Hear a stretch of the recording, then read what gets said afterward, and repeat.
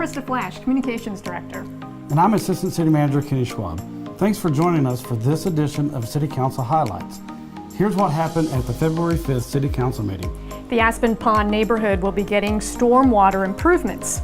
Contractors will construct new inlets, manholes, and drainage pipes around the West Boston and South Narcissus intersection. During past heavy rains, cars couldn't drive through because of all the stormwater that had collected there. We'll let you know when construction begins. We're one step closer to widening Washington Street. In 2014, voters approved to widen Washington between Garnett and Olive from 3 lanes to 5 lanes. Council approved the construction contract, which will also include curbing, sidewalks, and utility relocations. Construction is not expected to begin for another couple of months, so we'll keep you advised. In presentations, the Finance Department talked about the second quarter financial report for the current fiscal year. Finance Director Cindy Arnold focused on the revenues for the general fund, the top 10 sales tax categories, and the revenues and expenses for the municipal authority. The majority of funding for city services comes from sales tax, which is a very fluid source of revenue. In general business, the city will request a $3 million grant that will help pay for the widening of Elm Place from Kenosha to the Broken Arrow Expressway. One of the projects in last year's Build Our Future BA bond was to widen that section of road to 5 lanes. This project is expected to go into construction in 2022. Our engineering and construction team has finalized negotiations with an architect to design the new Creative Arts Center.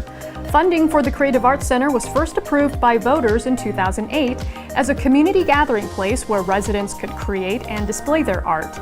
This will be a $4 million project located in the Rose District. The Regional Arts Alliance of Broken Arrow has raised nearly $3 million to pay for day-to-day operations over a 10-year period. Design for the new Armed Forces Meeting Hall will soon be underway. Voters approved the project as part of the 2018 Build Our Future BA bond.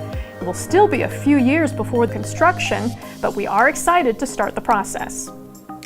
In ordinances, the City Council previewed an ordinance that would regulate drone operations in the city limits. The new regulations will follow standards set by the Federal Aviation Administration. To learn more about the new ordinance, visit brokenarrowok.gov.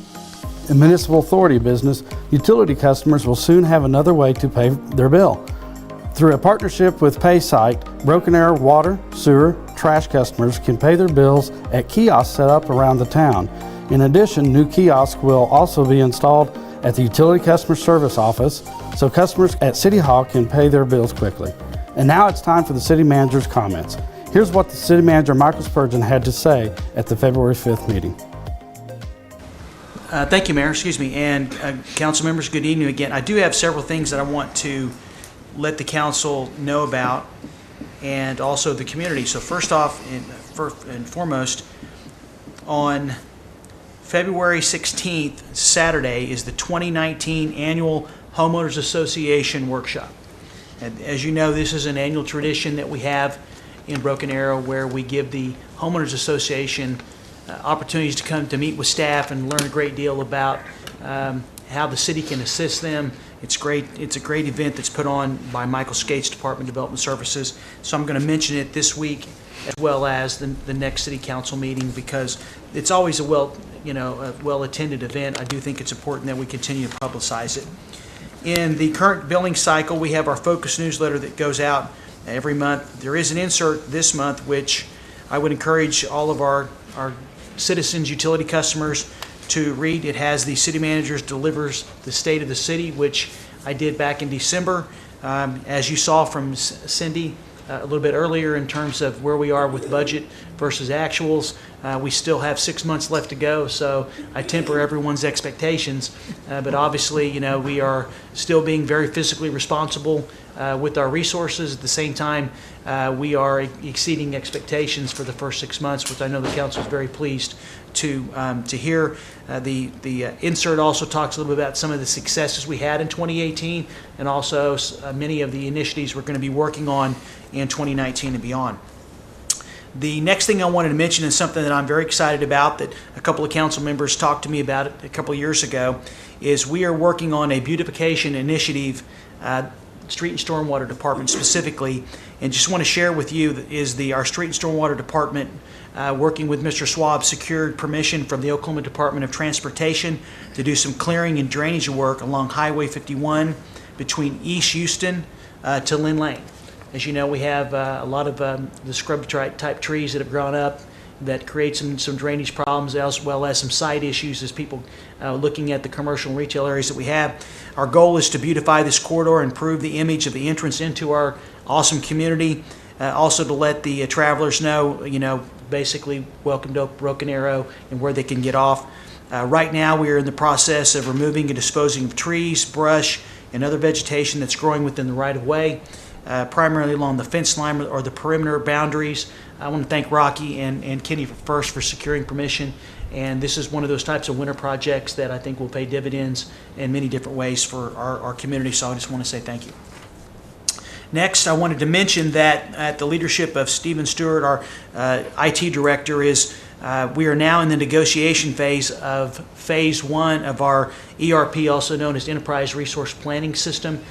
Phase 1 consists of the software replacements for finance, what I call general ledger, which is basically all of our software that we need to manage our various finances, utility billings, and HR. And I believe last Friday we put the bids on the street for phase 2, which is essentially for the police department, the CAD, computer-aided dispatch type system. This was funded. The voters approved $4 million for the acquisition of the additional software, or the new software, I should say, for our organization. Plus, there's funds coming from the utility billings, plus the 911, and so we are within budget for this for phase 1. And so probably, I would say sometime in April, after we finish negotiations, Stephen anticipates it'll take about 6 weeks to complete those negotiations to finalize the contract and the maintenance that goes with it. We'll be coming to the council to actually award phase 1. I'm very excited about moving forward with the replacement and upgrade of our software. Also, a couple weeks ago, I want to send out some recognitions to our staff members. The annual fire department banquet was held on the 19th. It was a great attendance. I do want to mention that there were a number of employees in the fire department that were recognized. A couple of noteworthy was Company 2, C Shift, was recognized as the Company of the Year for 2018, and that's Captain Jeremy Roberts. Great guy, great leader, so I'm very proud of that selection, and just want to send a shout out to all of our firefighters, but also especially the Company of the Year. And also our Firefighter of the Year was firefighter Jill Beckman, outstanding firefighter. Definitely, I would say, a future leader in our department. She was recognized at the chamber banquet, gala last Saturday night. And I just want to, Phil Reed, he lost a lot of sleep for the last 4 or 5 months, as Chief Stewart knows, as he was organizer. And I want to thank him, as well as Chief Moore and Chief Stewart, for their leadership in putting together a great banquet. Also, I wanted to announce that Jerry Hanwinkle has been promoted to the position of Utility Systems Manager. I believe most of you know Jerry Hanwinkle, a longtime city employee. He stepped up in the interim and has demonstrated through attaining a couple additional licenses that he's ready to lead. And so I want to congratulate him, and also for Kenny and Charles Vokes for making an excellent selection. A couple other things I wanted to mention that I think are pretty exciting is that HR is spearheading what we're calling a middle management training program. As you know, the managers, the frontline managers, are the ones that I rely upon, all the directors rely upon, to provide great leadership to our employees day to day. They're the ones that actually are out there on the street. And so one thing we determined is we want to improve upon the leadership abilities and opportunities for those that may want to promote. And so HR is spearheading that middle management, and we have a great group. I know Travis, he's here tonight. He's in that program, so I want to call him out specifically. I'm excited about this because I think it's going to pay dividends in the future when we're able to provide those middle managers the leadership and management training they need to make sure that they're leading our employees in the best way possible, consistent with the values that we have as an organization. And then finally, 2 things. We have 2 new members of the police department, and I want to specifically mention our furry employees. First off, we have that is Chaos. Chaos is joining the team, and he's partnered with Officer Keach, and we're excited for Chaos to join us. And then we also have Canine Loki, and his partner is going to be Josh Zoller. So very excited, Chief Berryhill, to get these once they get through the training, we'll get the canines out on the street. I know that's a very, very important part of our basically our policing efforts in the community. So thank you, Chief. And then finally, something I'm very excited about, because the one thing I can't deal with is Father Time. We have a gentleman named John J.T. Darling from our Parks and Recreation Department. J.T. is a supervisor at Ray Harrell Nature Center. He's currently in the MPA Masters of Public Administration program at UCO. He applied for and won a $2,000 scholarship last week at the Winter City Managers Conference. And I just wanted to let him know that the award was named after, many of you may know, Mike Nunley, the longtime city manager in Oklahoma, who unfortunately passed away. He was in Manford for a number of years. It was decided by the CMAO board to name the scholarship after Mike because of his influence on city managers across the state. So JT won $2,000 to help him with his education. So there's a future leader for public administration, hopefully in the state of Oklahoma. So I just want to say congratulations and thank Jennifer for her help in making sure that happened. So, in community events, the Homeowners Association Workshop is Saturday, February 16th at the Stony Creek Conference Center. This is a great place to get helpful tips and resource for property owners or for those interested in purchasing a home in a subdivision with an HOA. This is also a great opportunity to network with your neighbors. Visit brokenarrowok.gov/HOA Workshop. A reminder, the city offices will be closed Monday, February 18th for President's Day. Trash service will shift one day. That's it for this edition of City Council Highlights. The next meeting is February the 19th. Have a great day, everyone. For the full agenda and video of the City Council meeting, go to brokenarrowok.gov. If you have any questions about items discussed in the meeting, please contact the City Manager's office at 918-259-8419 or email mspurgeon@brokenarrowok.gov.